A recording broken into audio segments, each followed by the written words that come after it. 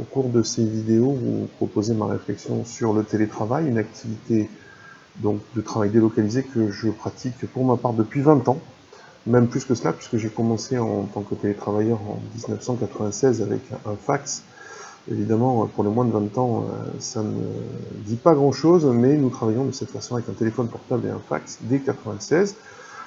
Réellement, un tournant dans les années 2000, on y viendra. Mais je voulais surtout d'abord, au cours de ces contenus, vous donner mon expérience du télétravail et quelques conseils utiles pour basculer dans cette pratique, dans ce nouvel espace-temps du travail et de l'étude quand on est étudiant, pour en tirer le meilleur parti possible et pourquoi pas découvrir une nouvelle efficience dans ces pratiques.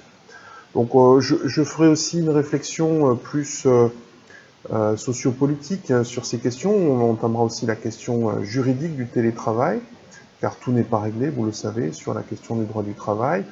D'ailleurs, il faudra définir ce que nous entendons par travail, activité, emploi, travail d'à côté, qui sont des dimensions à explorer. Nous les explorons ensemble. Je voudrais aussi vous faire part d'un certain nombre d'outillages numériques.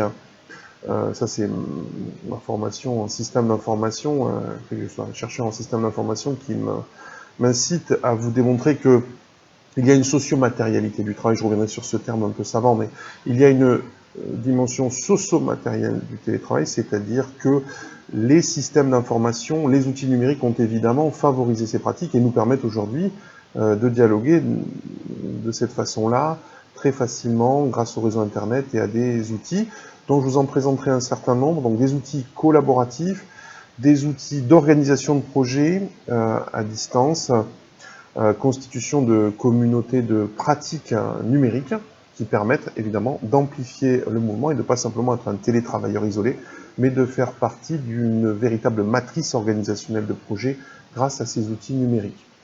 Enfin, je terminerai par une réflexion plus en profondeur, c'est le cas de le dire, sur ce qu'on appelle aujourd'hui le travail en profondeur, d'après les travaux de Cal Newport, un chercheur américain, qui retrouve des dimensions spirituelles au travers du télétravail, en tout cas au travers d'une certaine forme de déconnexion. Donc on verra aussi que la question de la connexion et de la déconnexion fait partie en elle-même, de façon ontologique, de la question du télétravail, c'est-à-dire cette capacité, cette capacité à retrouver une dimension spirituelle dans le travail.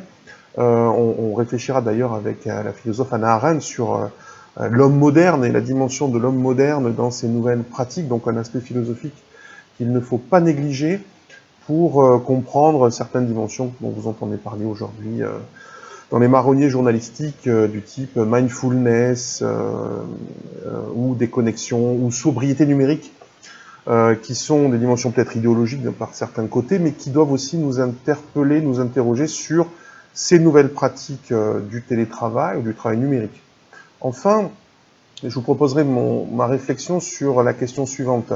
Est-ce qu'il s'agit simplement d'une crise? Alors vous savez que, vous ne savez pas, mais je vais vous le dire, dans le langage chinois, la crise, c'est un mot qui n'existe pas et qui est représenté par deux idéogrammes qui sont accolés et qui signifient danger et opportunité. Donc évidemment, nous sommes dans une période de danger liée au coronavirus et nous sommes dans une probable période de rupture et de changement dont certains seront durables. Donc il n'est pas impossible, ça sera ma réflexion, que ce que nous faisons aujourd'hui à l'aide des outils numériques en tant qu'étudiants ou professeurs puisse se pérenniser, s'institutionnaliser et pourrait démontrer une nouvelle efficience de l'enseignement, de nouveaux modèles d'enseignement qui sont déjà en préparation, bien sûr. Les chercheurs en pédagogie le savent depuis une bonne dizaine d'années.